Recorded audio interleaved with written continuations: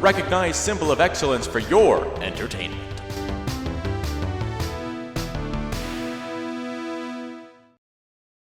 Ladies and gentlemen, I bring you Aerosmith.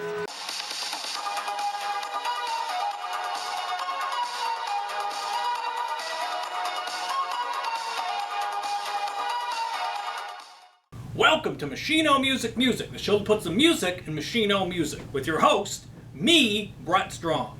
Today on Machino Music, it's Aerosmith, top 10 songs. Walk This Way.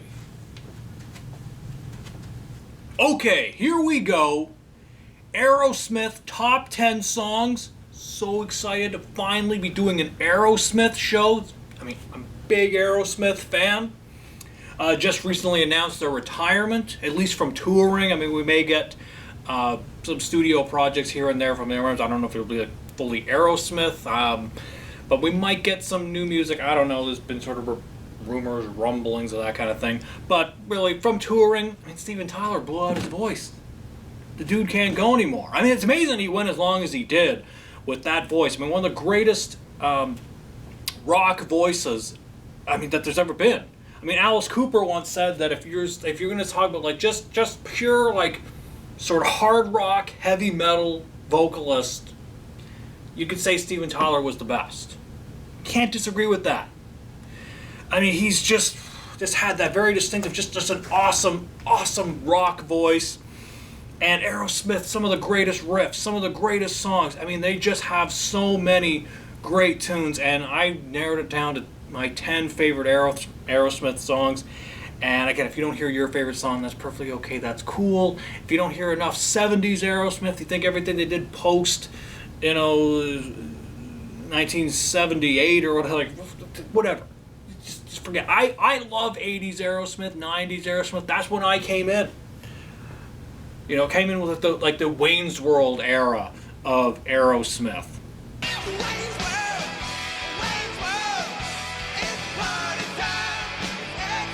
When they had these big songs. Now, I will say I do not like the song I Don't Want to Miss a Thing.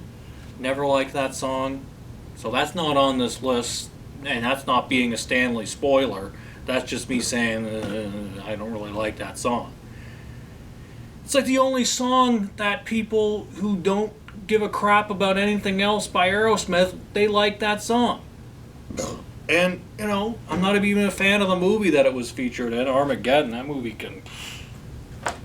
can be Armageddon. Just go down in flames in the end of the world. I don't care. But yeah. So I'm just so excited to be doing an Aerosmith show. This is really great. I've been looking forward to this. So I guess let's get into it here. Coming in number 10. From the Get a Grip album, the title track, Get a Grip. Just always dig this tune. It's something that people hit a deep cut, obviously, and some people sort of remember the hits from these sort of later albums and sort of focused on mainly the hits from those late 80s and 90s records. But, oh man, Get a Grip is so good. It's one of those deep cuts that I've always really, really, really liked. So yeah, dig it. Had to have Get a Grip. Coming at number 9, from the live bootleg, the song Chip Away the Stone. From the moment I heard this song, loved it. Because the live bootleg, they put out their own bootleg live album. Okay, let's, people are going to make a bootleg anyway. Let's put out a live bootleg on our own here. And let's do, I think the studio track, it might have had these basic recorded. It was released as a single. You don't get a lot of live albums for releasing a new song sort of as a single. But yeah, Chip Away the Stone, so good. It reminds me of when I first heard it, almost kind of like a Rolling Stones kind of vibe. Fluffs. But yeah, Aerosmith always did have that kind of Rolling Stones kind of feel, but they're more it's like Rolling Stones on steroids, you could say. Rolling Stones just ramped up. They had that same kind of feel. And Steven Tyler, of course, love me some Mick Jagger, great vocalist, but compared to Steven Tyler blows him out of the water. You sunk my battleship. Yeah. Fluffs all over the place.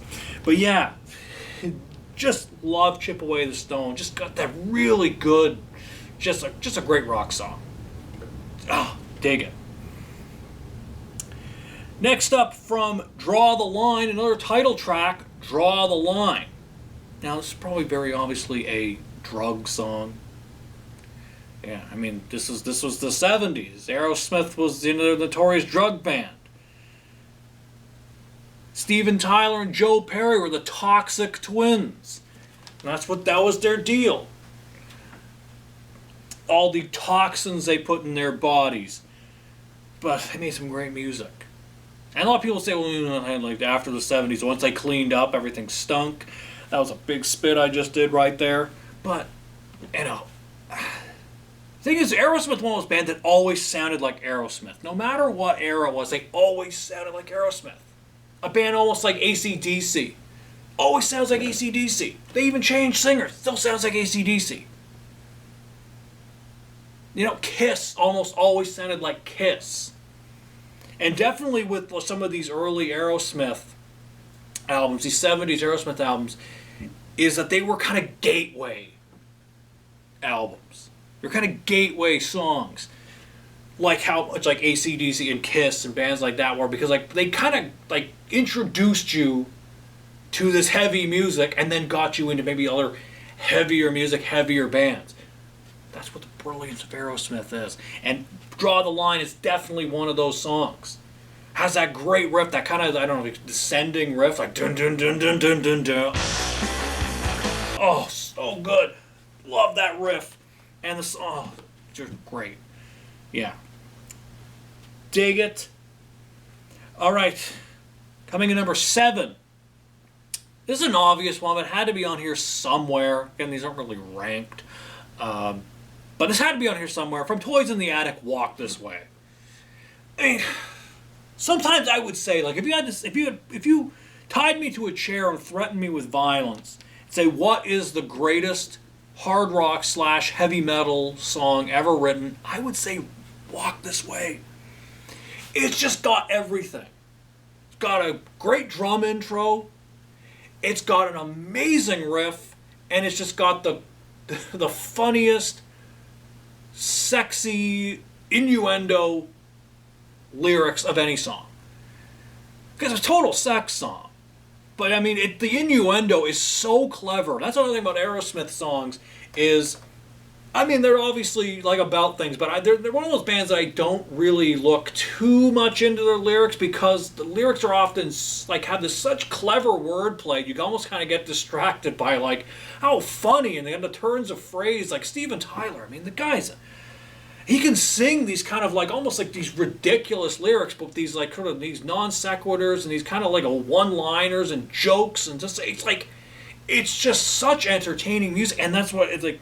And Walk This Way is definitely one of those kinds of songs.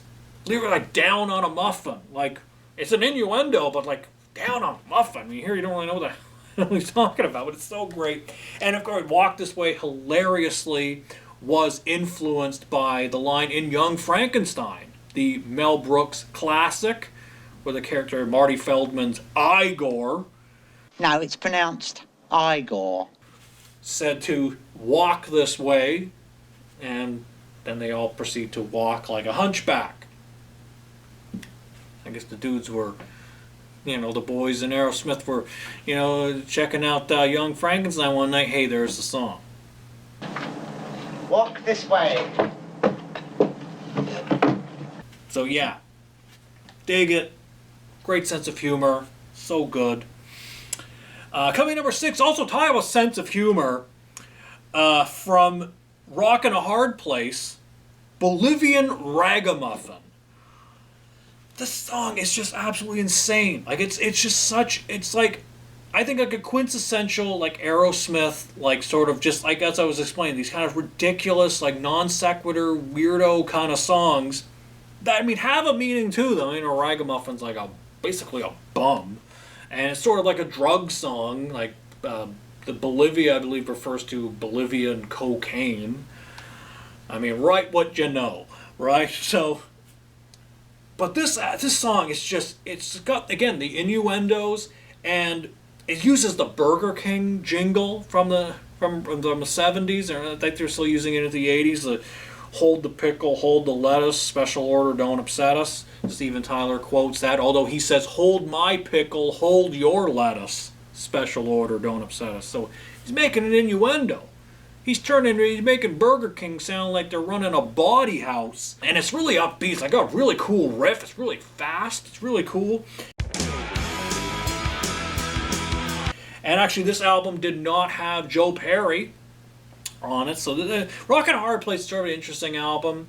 I like it. It's not one of my favorite Aerosmith records, but it's got some great tunes on it. Especially this one. And that was actually, wasn't Joe Perry, it was Jimmy Crespo playing there. Interesting name, Jimmy Crespo. It's like, sounds like Joe Piscopo. It's one of those kind of names. But yeah, dig Bolivian Ragamuffin. Okay, coming in number 5 from the album Rocks, which is just a classic album. One of the like top to bottom fantastic Aerosmith album. Just awesome. So many great songs. Could have taken so many from that record. But I decided to go with a deep cut from that record, one that doesn't get talked about a whole ton, Combination. Just such a cool song. It's a bit slower, kind of, but it's a heavy tune. Just dig that one. And one that doesn't get talked about a lot. It's a pretty much deep cut. But yeah, just dig Combination. So good. It's like, if you haven't heard that song, just go out and listen to it. It's just so good.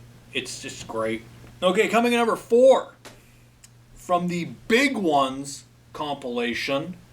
That was a big deal when that came out. It was all like the songs from the sort of latter periods, the greatest hits of like the songs from the late 80s into the early 90s, like from like Permanent Vacation up to Get a Grip.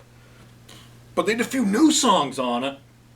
And the song that kicks it off, Walk on Water. Whoa, just love this song. It's got this really heavy intro on it. Steven Tyler's playing the harmonica. He's honking on Bobo on this one. That was that, love that, honking on Bobo. That was that Blues Covers album they did, one of their last records. Not bad. I mean, it's just all blues covers. But, you know, he's been always kind of honking on that Bobo, honking on that harmonica. So it sounds really cool with this heavy thing going on. It's got, again, those funny sort of like lyrics that only Steven Tyler can sing, like talking about pissed off, pissed on. So, I mean, just love that.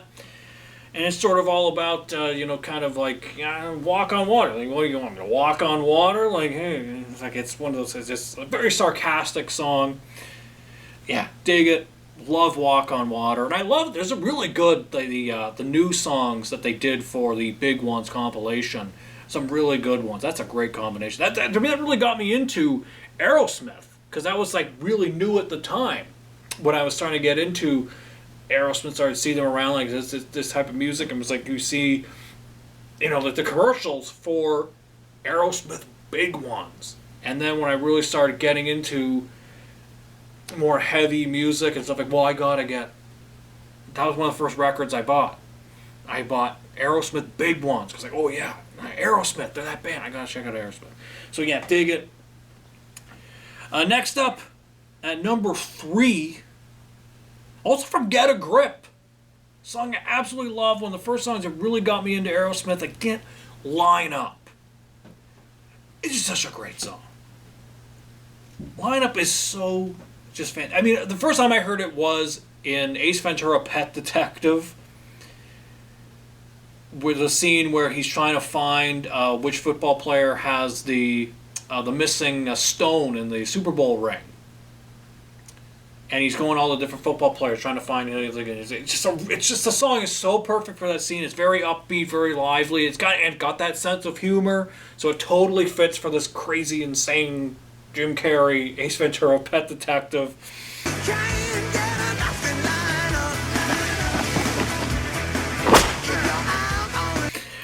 But yeah, as soon as I heard that song, I loved it. And it's like, then I found it, like, at first I go like, well, I hadn't really gone back into digging Aerosmith quite at the time. But I was like, who's that song? I found it was Aerosmith. Like, oh, I just love it. It's just so good. Dig that song lineup. So it had to be on the list. All right, we're in the top 2, everybody. Not that these were particularly ranked, because, I mean, I would have been bashing my head against the wall. But I think if you're going to tell me, like, what are your top favorite Aerosmith songs, these would be them, if these were ranked. Coming in number 2, from Toys in the Attic, another obvious one. Toys in the Attic, such a fantastic record. But I had to put Sweet Emotion. Again, one of those first Aerosmith songs that I heard, and that riff, that is one of the greatest, like, just heavy metal riffs right there. That middle part, it's just so, like, that is one of the heaviest things I'd ever heard. Like, when I started, like, whoa, again, let's say a gateway band. Something like that, you hear, they go, whoa. It's almost like Walk This Way. And on the same record. Like, they have a lot of these where you hear, like, just those, this is absolutely insane. So, yeah, just love everything about Sweet Emotion. Again, kind of got those, the innuendo sort of lyrics. And actually, it has the shaker, which it's actually not maracas. It's actually, I believe Steven Tyler said it was like a package of mints, like Tic Tacs. And you use what's not nailed down. I don't have maracas. Hey, give me the pack of mints over there. So good, love it. I'm picking my nose because I'm a pig and I pick my nose. But yeah, just love Sweet Emotion, and actually got to see. Well, not actually Aerosmith, because they're one of those white whale bands for me. Never got to see them live, and now can't because they're retiring. But I did get to see this song played live by the Hollywood Vampires, Alice Cooper's super group, featuring Johnny Depp. Insane, got to see Johnny Depp live and in color, great. And he had Joe Perry in the band, because the Hollywood Vampires, like, a tribute to Alice Cooper's drunk dead friends, his drinking club. So he bring all these, like, people from different bands that just pay tribute to them. And Joe Perry was one of them, and it's just, they did in the show, they did Sweet Emotion. And it was just so amazing to see Sweet Emotion done live. And it was a heavy version. And getting to that heavy part, that heavy riff, I was like, whoa, this is insane. So yeah, I kind of think of that being, I got to see Aerosmith. I got to see Joe Perry himself. It was Alice Cooper on vocals.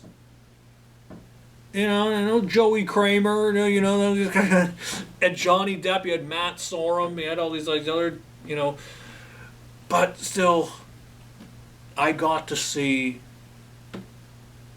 Joe Perry playing one of his signature songs, Sweet Emotion, and it was just one of the greatest moments of my entire life. So yeah, dig it. All right, but my number 1, from what I would say is my favorite Aerosmith album, which is Pump. Love the Pump album. I mean, I know it's a sober album, not a 70s classic, but I don't know. I thought they just really came together on that record. And this song is kind of all about that. The song is Monkey on My Back. I just absolutely love this song. I mean, yeah, it's about drug addiction and, trying to, kick that monkey on your back. But I think it can also be kind of applied to other things as well. Like, I've been, trying to get, like, a project off the ground. Trying to get something going. It's not quite going well. And it's that monkey on my back. And I listen to the song and it just sort of makes me feel like, I'm going to get through this. It's going to work out. It's going to be okay. So it's just one of those songs that I always kind of identify with, like, applied to different situations. And, if you are struggling with addiction, it can do that for you too as well. It can sort of help you through that. You gotta kick it. You gotta get that monkey off your back. And I loved the vibe of it. It's got a really cool riff.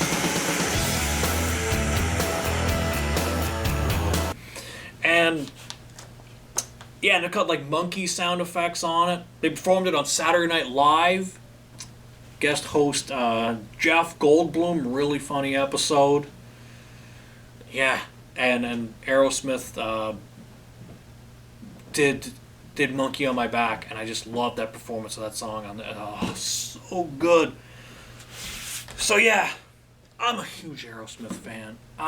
It's too bad that they are kind of hanging it up. It means I probably won't get to see them at any point. I mean, everyone, they're kind of talking like they were dead. Like, well, they didn't die. They're just hanging it up. We still might get some music from him. Joe Perry might go, start doing the Joe Perry project again. He might, still go, Alice Cooper might do the Hollywood Vampires. He might go do that again. And, we might get a new album. I mean, the last album that was that 2013, whatever, the Music from Another Dimension. It was, that album's not bad. That was the last studio record. I like some of those sort of later period Aerosmith albums, but for me, like, I think sort of the peak Aerosmith, I mean, the 70s stuff is great, but for me coming into the band, that late 80s, early 90s stuff, that was my jam. My jam, as the kids like to say. But really, everything Aerosmith, they're just such a great band. Love this Aerosmith shirt I got on here. Just great. Just one of the coolest bands ever. I mean, I don't know how anybody could just not like Aerosmith. Even if you just like, I don't want to miss a thing. I say people who don't give a crap about just like that song. Whatever. If you like that song, that's cool. Because you acknowledge Aerosmith at least. And you might dig some of the other tunes. Because you probably heard them in movies, you probably heard them on TV shows, you probably heard them in commercials. They're just one of those bands that just have just a vast catalog of just fantastic rock music. Sometimes you can call it heavy metal, so you can call it or whatever you want to call it. They're one of those gateway bands that may get you into other kinds of rock music, whether it be heavy or just sort of straightforward, just kind of rock and roll, just great rock and roll. Aerosmith, one of those bands, and they've always been there for me, always been a huge fan. So if you're a fan, I hope you enjoyed this. Check one, check, sibilance, check two, sibilance. That's it for this week. Until we meet again, this is Brett Strong saying good journey.